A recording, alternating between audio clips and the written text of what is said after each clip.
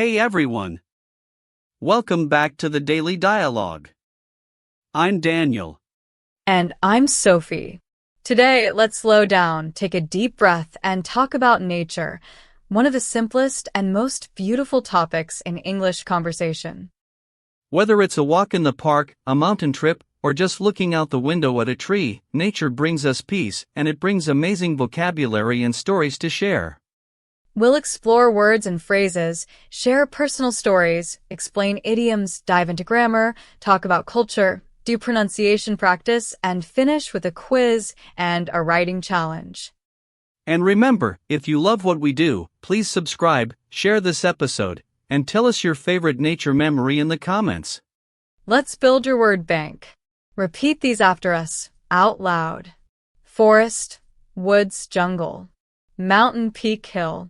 A valley, canyon, gorge. River, stream, waterfall, creek.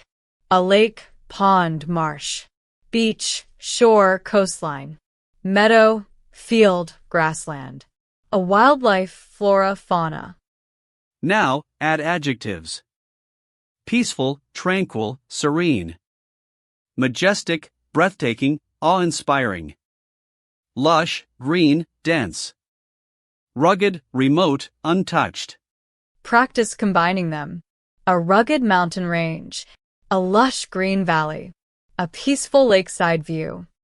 And phrases. Go hiking, camping, birdwatching. Watch the sunrise over the hills. Smell the fresh mountain air. Say them out loud. Speaking builds memory. Let's act out a longer dialogue, like two friends catching up.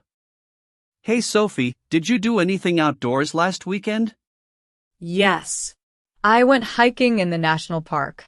The view from the top was absolutely stunning. Lucky you. Was it crowded? Not really. I found a quiet spot by a small waterfall and just listened to the water and birds. It felt so calming. Sounds perfect. Did you take photos? Of course. The sunlight through the trees looked magical.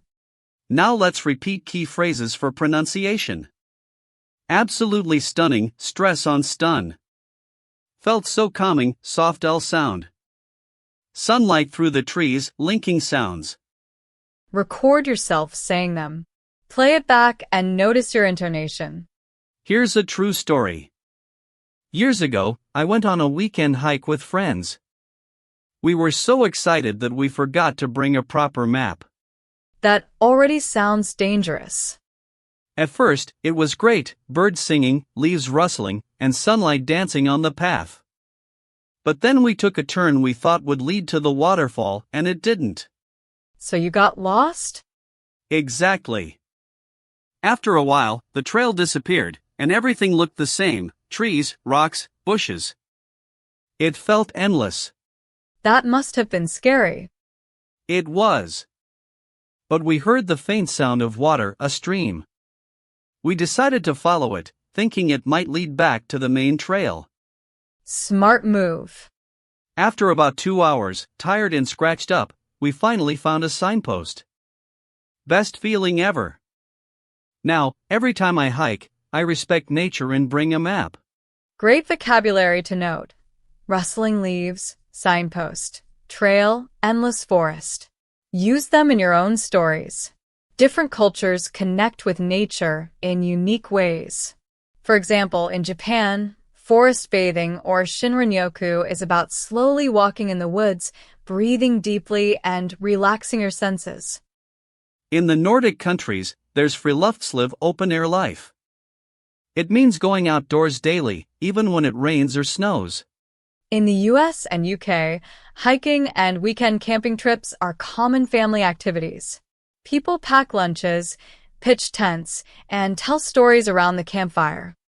In Australia, outdoor life often includes surfing, snorkeling, and bushwalking in wild landscapes. Learning tip. When you ask someone about their weekend, questions like, "Did you go anywhere in nature?" often lead to longer, interesting answers. Let's practice writing. Think of a natural place you love, a park, garden, hill, or beach. Describe it with a what you see, colors, shapes. A what you hear, birds, waves. A what you feel, wind, sun. Example. I love the little park near my home. In spring, cherry blossoms turn the path pink. Birds sing in the morning, and the air smells fresh. It's my peaceful escape. Now write yours and share in the comments. Describe it vividly. Imagine painting it with words. When we describe nature, we often compare. This lake is deeper than that one. The air feels cleaner up here. And superlatives. It's the highest mountain I've climbed. That was the most breathtaking sunset. Practice aloud. This trail is easier than the other one. It's the most peaceful place I know. Compare two places you visited. Great for conversation starters. Let's have fun with some fascinating nature facts and enrich your English with idioms inspired by the outdoors. Did you know? The Amazon rainforest alone produces about 20% of the world's oxygen. That's why it's sometimes called the lungs of the earth. Or that some trees, like the bristlecone pine, can live over 4,000 years? Imagine the stories they could tell if they could speak. Speaking of speaking, let's dive into idioms. Nature idioms are everywhere in English conversation, and they make you sound colorful and fluent. For example, the grass is always greener on the other side. We often think others have it better, but it might not be true. To beat around the bush. Avoiding the main topic. Not speaking directly. Out of the woods. Past the difficult or dangerous situation. And a few more advanced ones. Make hay while the sun shines. Use your opportunity while you can. Can't see the forest for the trees. So focused on details you missed the big picture. Like watching grass grow. Something boring or slow. Fun practice. Choose one of these idioms and write a short story using it in the comments. Example. I used to think another city would be perfect, but now I see the grass isn't always greener on the other side. And here's a quick pronunciation tip. Try saying, the grass is always greener on the other side, slowly first, then faster. Notice the linking sounds. Idioms can bring your stories to life, just like the beauty of nature adds life to the world. Let's slow down and focus on how we say things. Good pronunciation isn't about sounding perfect, but about being clear and natural. Here's some longer, real-life phrases you might use when describing nature.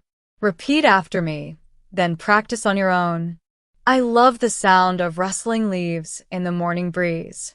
The mountains looked breathtaking at sunrise. There's something peaceful about sitting by a quiet lake. Now let's work on linking words together, something native speakers do all the time. Rustling leaves in the morning breeze, notice how it flows, not word by word. And rhythm. English often has a strong weak pattern. Breathtaking mountains at sunrise. Hear the beats? Great mini challenge. Record a voice note describing your favorite park or nature spot. Listen to yourself and ask. Do I link words together? Do I stress the right syllables? Do I sound relaxed and natural? Post your recording in our community or share what you noticed in the comments. The best way to sound natural is to practice out loud, daily, even for a few minutes. Question 1. What does lush mean? A. Dry. B. Green and full. C. Rocky. Question 2. Which idiom means avoiding the topic? A. Out of the woods. B. Beat around the bush. Write answers below. And why not explain why you chose them? Great practice. I'd love to share more about that sunrise I mentioned earlier. It wasn't just the view, it was how it felt. I woke up before dawn in this quiet seaside town. It was cold, and everything was still. As I climbed a little hill, I saw the first hint of light breaking the darkness. That moment when night turns to morning is so magical. Exactly. Suddenly, the sky exploded with orange, pink and gold. The waves sparkled like diamonds, and the breeze smelled of salt and wildflowers. That's beautiful. And what did you feel? I felt tiny but free. Like for a moment, nothing else mattered. The sounds of the town waking up, the seagulls calling. It made me grateful to be alive. Great storytelling tip. Sophie used adjectives, pink, golden, sparkling, verbs, explode, sparkle, and feelings, grateful, free, all make your story vivid. Your turn. Think of your own sunrise, sunset, or special nature memory. Write it down, say it out loud, or share it in the comments. And remember, storytelling in English isn't just about vocabulary, it's about emotion, rhythm, and painting pictures with words. Challenge: go outside today, find something beautiful, a leaf, sunset, or cloud, and describe it in English in the comments. Or draw it, take a photo, and add a short paragraph. Great for memory and creativity. Today we learned vocabulary, grammar, cultural facts, idioms, pronunciation, and real stories. And remember, language is alive, just like nature. Thank you for joining us. Like, share, and subscribe so more learners can discover the daily dialogue. Tell us, what's your favorite place in nature? We'd love to feature your answers next time. See you soon and keep speaking smart. Think global.